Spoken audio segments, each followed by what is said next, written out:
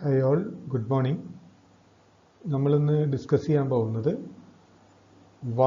വളരെ ഇമ്പോർട്ടൻ്റ് ആയിട്ടുള്ളൊരു സെക്ഷനാണ്. Row echelon form of a മെട്രിക്സും റാങ്ക് ഓഫ് എ മെട്രിക്സും. എപ്പോഴും പരീക്ഷയ്ക്ക് ചോദ്യം വരുന്നൊരു സെക്ഷനാണ് row echelon form of a മെട്രിക്സും റാങ്ക് ഓഫ് എ മെട്രിക്സും. ഓക്കെ, അപ്പോൾ വളരെ താല്പര്യത്തോടു കൂടി വളരെ ശ്രദ്ധയോടുകൂടി നിങ്ങൾ ഈ സെക്ഷൻ കേൾക്കണം. ഓക്കെ, അപ്പോൾ നമുക്ക് ടോപ്പിക്കിലേക്ക് കിടക്കാം. ആദ്യം row echelon form of a മെട്രിക്സിൻ്റെ ഡെഫിനിഷനാണ്.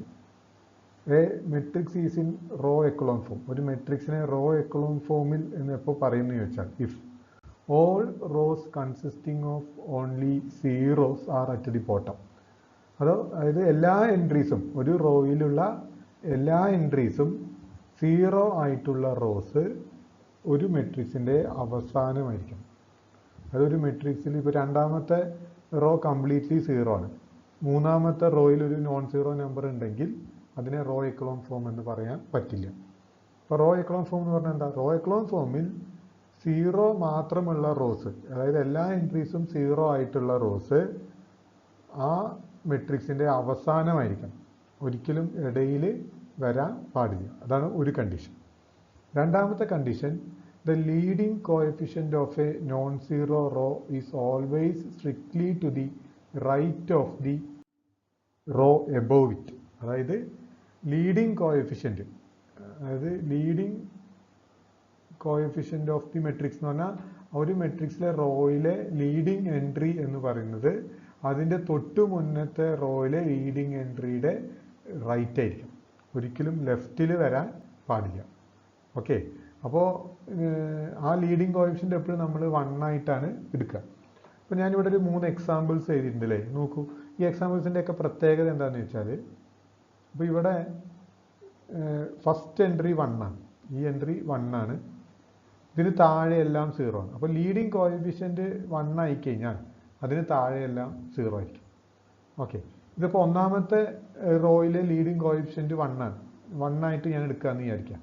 ലീഡിങ് കോഎഫിഷ്യൻ്റ് 1 ആക്കിയാൽ അതിന് രണ്ടാമത്തെ റോൻ്റെ ലീഡിങ് കോഎഫിഷ്യൻ്റ് ഒരിക്കലും ഇതിന് ഇതിന് ലെഫ്റ്റിൽ വരാൻ പാടില്ല, റൈറ്റിലേ വരാൻ പാടില്ല. അപ്പോൾ ആ ലീഡിങ് കോഎഫിഷ്യൻ്റ് നമ്മൾ എന്തായിട്ട് എടുക്കുന്നത്? 1 ആയിട്ടാണ് എടുക്കുന്നത്.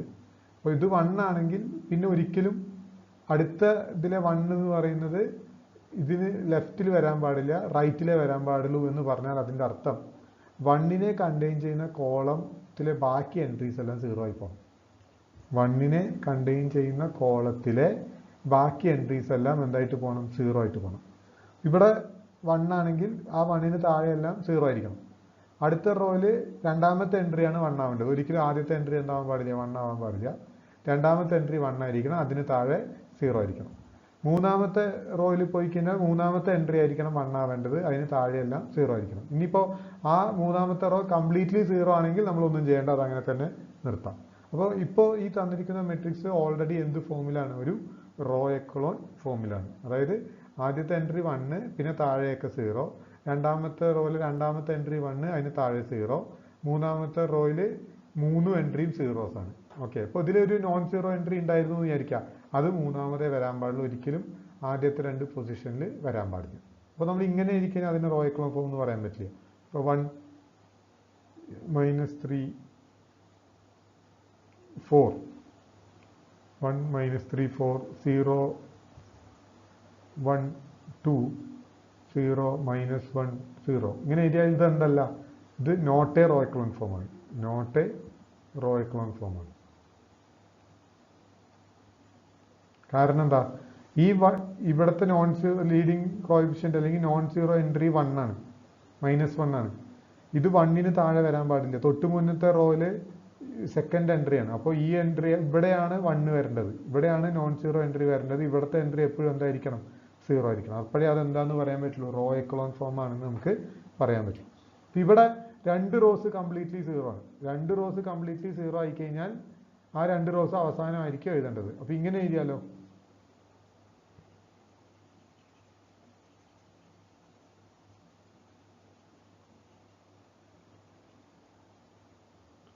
ഇപ്പം ഞാൻ ഇങ്ങനെ എഴുതിയെന്ന് വിചാരിക്കാം. സപ്പോസ് 0 0 0 1 0 3 0 0 0 ഇങ്ങനെ ഇതിൻ്റെ ഇത് നോട്ട് എ റോ എക്കലോൺ ഫോമാണ്. നോട്ട് എ റോ എക്കലോൺ ഫോമാണ്. കാരണം എന്താ? കാരണം 0 0 0 കംപ്ലീറ്റ്ലി 0 ആയിട്ടുള്ളത് എപ്പോഴും അവസാനേ വരാൻ പാടുള്ളൂ, ആദ്യം വരാൻ പാടില്ല. അപ്പോൾ നമ്മളിതിന് ഇൻ്റർചേഞ്ച് ചെയ്തിട്ട് മാറ്റണം. ഓക്കെ, അപ്പോൾ റോ എക്കലോൺ ഫോം എന്ന് പറഞ്ഞാൽ ഇത്രയേ ഉള്ളൂ. ഒരു മെട്രിക്സ് എടുത്തു കഴിഞ്ഞാൽ ആ മെട്രിക്സിലെ ആദ്യത്തെ എൻട്രി 1 ആവണം, അതിന് താഴെയെല്ലാം 0 ആയിരിക്കണം. പിന്നെ രണ്ടാമത്തെ റോയിലെ രണ്ടാമത്തെ എൻട്രി 1 ആവണം, അതിന് താഴെ 0 ആയിരിക്കണം. മൂന്നാമത്തെ റോയിലെ മൂന്നാമത്തെ എൻട്രി 1 ആവണം, അതിന് താഴെയൊക്കെ 0 ആയിരിക്കണം. നാലാമത്തെ റോ ഉണ്ടെങ്കിൽ നാലാമത്തെ റോയിലെ നാലാമത്തെ എൻട്രി 1 ആയിരിക്കണം, അതിന് താഴെയൊക്കെ 0 ആയിരിക്കും. അങ്ങനെ നമ്മൾ ഇതിനെ 1ഉം 0യും 1ഉം 0യും ആക്കി പോകുകയാണെങ്കിൽ ഒരു സ്റ്റേജിൽ എല്ലാം 0 ആയിട്ട് പോയാൽ അവിടെ നമുക്ക് സ്റ്റോപ്പ് ചെയ്യാം. എല്ലാ എൻട്രീസും, അതായത് ഒരു പെർട്ടിക്കുലർ റോയിലെ എല്ലാ എൻട്രീസും 0 ആയിട്ട് പോയി കഴിഞ്ഞാൽ അതിനെ താഴേക്ക് ആക്കിയിട്ട് നമ്മൾ സ്റ്റോപ്പ് ചെയ്യും. അപ്പോൾ നമ്മൾ ഇനി പ്രോബ്ലംസ് ചെയ്യും, അപ്പോൾ നിങ്ങൾക്ക് കൂടുതൽ മനസ്സിലാവും.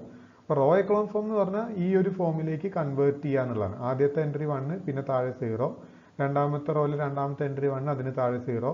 മൂന്നാമത്തെ റോയിലെ മൂന്നാമത്തെ എൻട്രി 1, അതിന് താഴെ 0. അങ്ങനെ നമ്മൾ ഒരു റോ എക്കലോൺ ഫോം എന്ന് പറഞ്ഞാൽ അങ്ങനെ ആയിരിക്കും, ആ ഫോമിലായിരിക്കും. ഓക്കെ, എന്താണ് റോ എക്കലോൺ ഫോമിൻ്റെ പ്രത്യേകത എന്ന് ചോദിച്ചാൽ, റോ എക്കലോൺ ഫോം യൂസ് ചെയ്തിട്ടാണ് നമ്മൾ റാങ്ക്, ഒരു മെട്രിക്സിൻ്റെ റാങ്ക് ഡിഫൈൻ ചെയ്യുക. അപ്പോൾ ഒരു മെട്രിക്സിൻ്റെ റാങ്ക് എന്ന് പറഞ്ഞു കഴിഞ്ഞാൽ റോ എക്കലോൺ ഫോമിലുള്ള നോൺ സീറോ റോസിൻ്റെ എണ്ണമാണ്.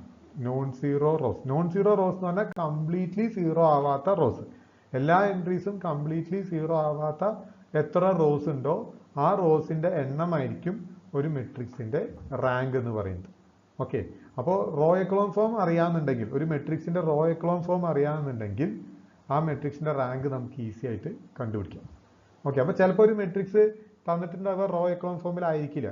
ഓക്കെ, ഇപ്പം നമ്മൾ തൊട്ട് മുന്നേ ഡിസ്കസ് ചെയ്ത എക്സാമ്പിൾസിലെല്ലാം ഞാൻ ഓൾറെഡി റോ എക്കലോൺ ഫോമിലാണ് മെട്രിക്സ് തന്നിട്ടുള്ളത്. ഓക്കെ, അപ്പോൾ റോ എക്കലോൺ ഫോമിലല്ല തന്നിട്ടുള്ളതെന്നുണ്ടെങ്കിൽ നമ്മൾ എന്ത് ചെയ്യണം? അതിനെ റോ എക്കലോൺ ഫോമിലേക്ക് മാറ്റണം. എന്നിട്ട് വേണം എന്ത് കണ്ടുപിടിക്കാൻ? റാങ്ക് കണ്ടുപിടിക്കാൻ. ഓക്കെ, അപ്പോൾ നമ്മൾ മനസ്സിലാക്കേണ്ടത് റാങ്ക് എന്ന് പറഞ്ഞാൽ it is the number of non zero rows in the row echelon form. ഒരു മെട്രിക്സിൻ്റെ റോ എക്കലോൺ ഫോമിലുള്ള നോൺ സീറോ റോസിൻ്റെ എണ്ണത്തിനെയാണ് നമ്മൾ എന്ത് പറയുക? റാങ്ക് എന്ന് പറയാം. അപ്പോൾ നമുക്ക് നോക്കാം. ഇപ്പോൾ ഒരു മെട്രിക്സ് തന്നിട്ടുണ്ട്. ഈ മെട്രിക്സ് ഓൾറെഡി റോ എക്കലോൺ ഫോമിലാണ്. കാരണം ആദ്യത്തെ എൻട്രി 1, അതിന് താഴെ 0. രണ്ടാമത്തെ റോ കംപ്ലീറ്റ്ലി 0 ആണ്, അതുകൊണ്ട് അതിൽ 1 ആക്കേണ്ട ആവശ്യം ഇല്ല. കംപ്ലീറ്റ്ലി 0 ആണെങ്കിൽ പിന്നെ അവിടെ 1 ഒന്നും ആക്കേണ്ട ആവശ്യമില്ല. ഓക്കെ, അപ്പോൾ 1 ആണെങ്കിൽ 1 അല്ലാത്തൊരു നമ്പർ ഉണ്ടെങ്കിൽ അതിനെ 1 ആക്കണം. അപ്പോൾ ആദ്യത്തെ റോയിലെ ആദ്യത്തെ എൻട്രി 1 ആക്കി, അതിന് താഴെ 0 ആക്കി. രണ്ടാമത്തെ റോയിലെ രണ്ടാമത്തെ എൻട്രി 1 ആക്കിയിട്ട് അതിന് താഴെ 0 ആക്കണം. പക്ഷേ രണ്ടാമത്തെ റോ കംപ്ലീറ്റ്ലി 0 ആണ്, അതുകൊണ്ട് അതിനെ പിന്നെ 1 ആക്കേണ്ട ആവശ്യം, ഈ എൻട്രീനെ 1 ആക്കേണ്ട ആവശ്യം ഇല്ല. ഈ എൻട്രി സം 3 ഒക്കെ ആണെങ്കിൽ അതിനെ നമ്മൾ 1 ആക്കണം, അല്ലെങ്കിൽ 4 ആണെങ്കിൽ നമ്മൾ അതിനെ 1 ആക്കണം. ഓക്കെ, പക്ഷേ ഇതിന് നമ്മൾ 1 ആക്കേണ്ട ആവശ്യം ഇല്ല.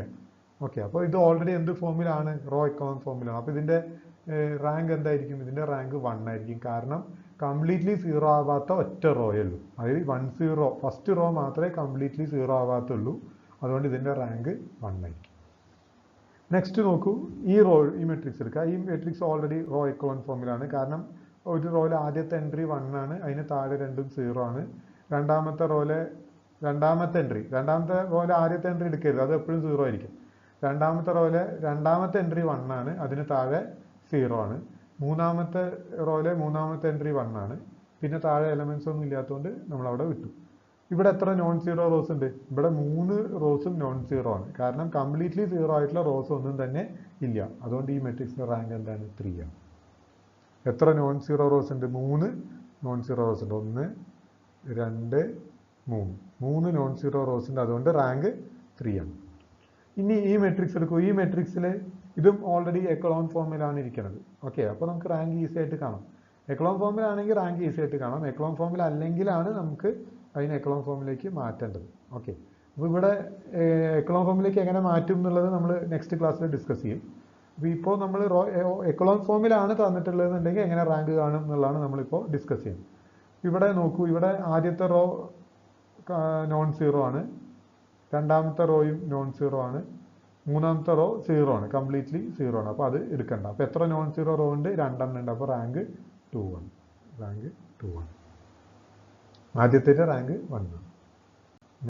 ഓക്കെ, ഈ മെട്രിക്സ് എടുക്കൂ. ഈ മെട്രിക്സിൽ എത്ര നോൺ സീറോ റോസ് ഉണ്ട്? ഇത് ഓൾറെഡി എക്ലോൺ ഫോമിലാണ്. ആദ്യത്തെ എൻട്രി 1 ആണ്, ഫസ്റ്റ് എൻട്രി 1 ആണ്, അതിന് താഴെ ഒക്കെ 0 ആണ്.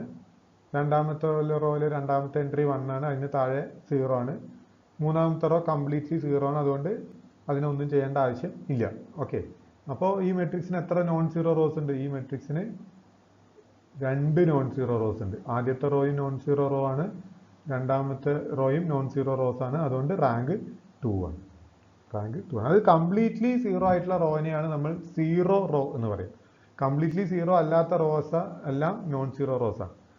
ഇനി ഈ മെട്രിക്സ് എടുക്കും. ഈ മെട്രിക്സും എക്ലോൺ ഫോമിലാണ്. കാരണം ആദ്യത്തെ റോയിൽ ആദ്യത്തെ എൻട്രി 1 ആണ്, അതിന് താഴെ എല്ലാം 0 ആണ്. രണ്ടാമത്തെ റോ കംപ്ലീറ്റ്ലി 0 ആണ്, മൂന്നാമത്തെ റോ കംപ്ലീറ്റ്ലി 0 ആണ്, നാലാമത്തെ റോ കംപ്ലീറ്റ്ലി 0 ആണ്. അപ്പോൾ എത്ര നോൺ സീറോ റോ ഉണ്ട്? നോൺ സീറോ റോ ഒറ്റ എണ്ണേ ഉള്ളൂ, അതുകൊണ്ട് റാങ്ക് 1 ആണ്. ഓക്കെ, അപ്പോൾ ഇങ്ങനെയാണ് എക്ലോൺ ഫോമിൽ ഒരു മെട്രിക്സ് തന്നു കഴിഞ്ഞാൽ അതിൻ്റെ റാങ്ക് കണ്ടുപിടിക്കുക. ഓക്കെ, ഇനിയിപ്പോൾ ചിലപ്പോൾ മെട്രിക്സ് എന്തിലായിരിക്കില്ല തരിക? എക്ലോൺ ഫോമിൽ ആയിരിക്കില്ല തരിക. ഉദാഹരണത്തിന് ഇപ്പോൾ ഇങ്ങനെ ഒരു മെട്രിക്സ് ആണ്, 4 1 5 0 2 8 0 1 3 ഇങ്ങനെ തന്നു കഴിഞ്ഞാൽ ഇത് എക്ലോൺ ഫോമിലല്ല. അപ്പോൾ ഇതിനെ നമ്മൾ എന്ത് ചെയ്യണം? എക്ലോൺ ഫോമിലേക്ക് കൺവേർട്ട് ചെയ്യണം. എക്ലോൺ ഫോമിലേക്ക് കൺവേർട്ട് ചെയ്തിട്ട് വേണം നമ്മൾ എന്ത് കണ്ടുപിടിക്കാൻ? റാങ്ക് കണ്ടുപിടിക്കാൻ. ഓക്കെ, അപ്പോൾ എങ്ങനെയാണ് എക്ലോൺ ഫോമിലേക്ക് കൺവേർട്ട് ചെയ്യുക എന്നുള്ളതാണ് നമ്മൾ നെക്സ്റ്റ് ക്ലാസ്സിൽ ഡിസ്കസ് ചെയ്യുക. അപ്പോൾ ഇന്നത്തെ ക്ലാസ്സിൽ ഇത്രയേ ഉള്ളൂ. എന്താണ് എക്ലോൺ ഫോം എന്ന് മനസ്സിലാക്കുക, അത് ഉപയോഗിച്ച് എങ്ങനെ റാങ്ക് കണ്ടുപിടിക്കാം എന്നുള്ളതും കൂടെ മനസ്സിലാക്കുക. ഓക്കെ, അപ്പോൾ താങ്ക് യു സോ മച്ച്.